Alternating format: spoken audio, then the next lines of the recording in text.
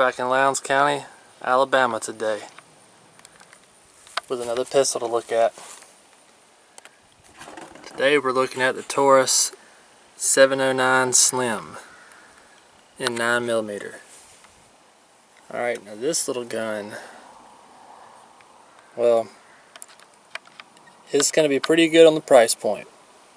Alright, but you're going to sacrifice some things to get that price point. Okay, so starting down here at the grip, Taurus logo, pretty nice texturing in here.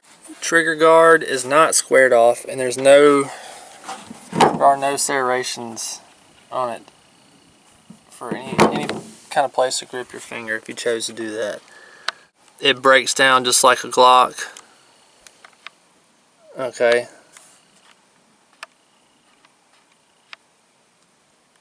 So this is the PT709 in 9mm. Alright, you got serrations here on the slide. Alright, this is a very basic gun given the price point on it. I can't remember the exact price. It's no more than $300. Of course, this is a concealed size carry pistol. I carried one of these for a while and they're fine. They'll do what you need to do.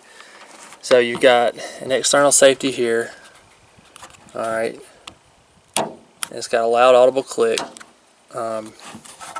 Slide stop. You have these buttons on each side that you would press down to break the gun down, do a field strip on it.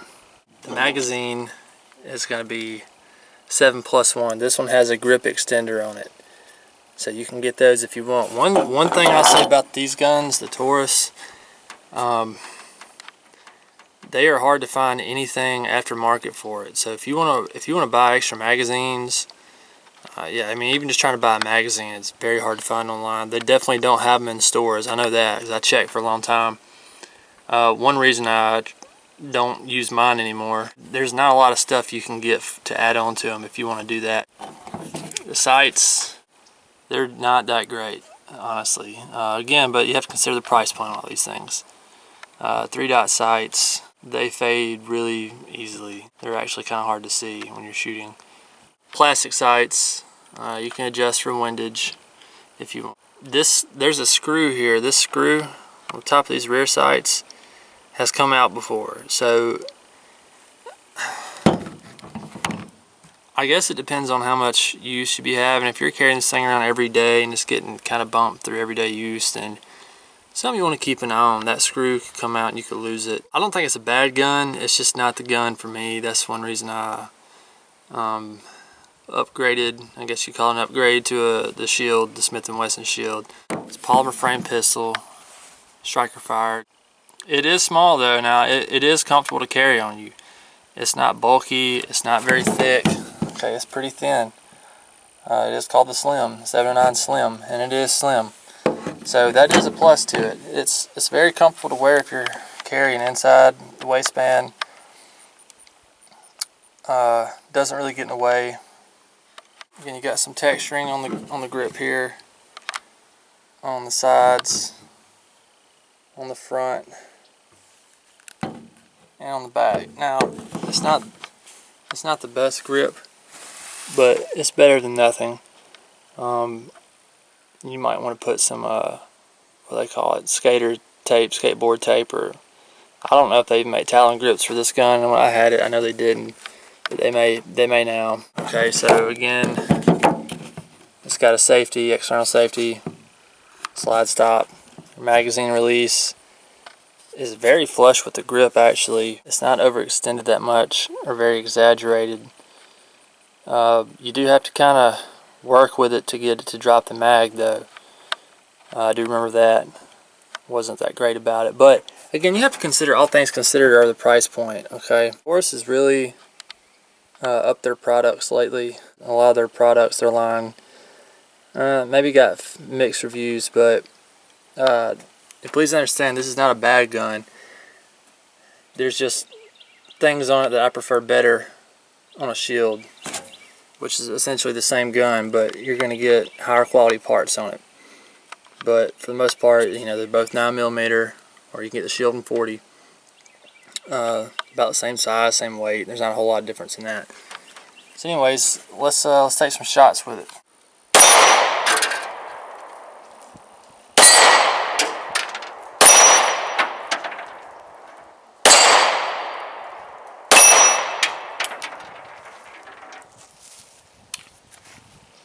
One thing I'm going to say right off the bat, because I have not shot one of these in a while, this trigger is sensitive. I can see why they're going to have this external safety on there. Alright, it doesn't take much to activate the trigger. So, let's see if you can hear it. Alright. So there's the trigger. There's the reset. Trigger. Reset. So I do like the trigger on it. Very active trigger.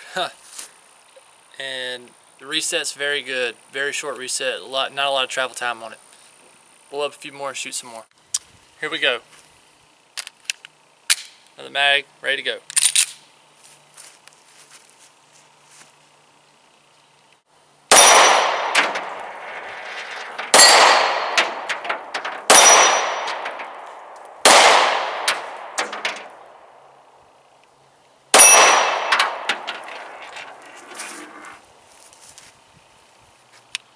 Alright, it's 5 more rounds. Again, I am noticing with this magazine release, like I was saying earlier, it's not much to get your finger on. So it would take a lot of practice to get it down where you could quickly drop a mag. Not a lot of it's just not a lot of magazine release button there. There's not a lot of material there to put your finger on. Alright, here we go.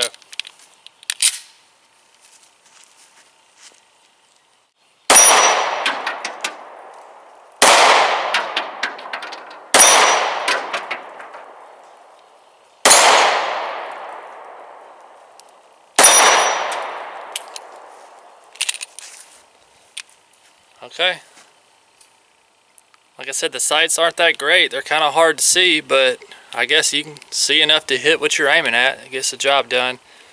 If I was going to carry this gun again every day, I would definitely replace sights. But again, a problem with this gun in the first place was trying to find anything aftermarket to put on this gun. So just keep that in mind. It is a great price point on this gun, but you're also having to deal with not being able to find much add-ons to the gun. Alright. Alright, here we go.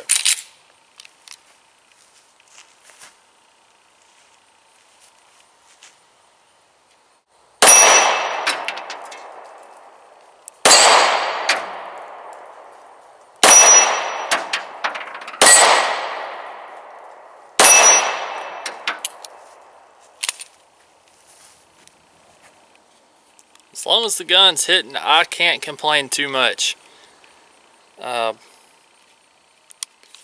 kind of already told you what the things I don't really care for about it, but that doesn't make it a bad gun.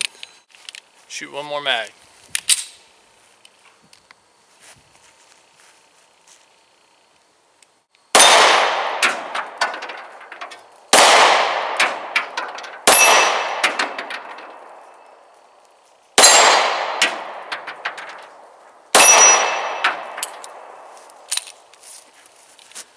There it is.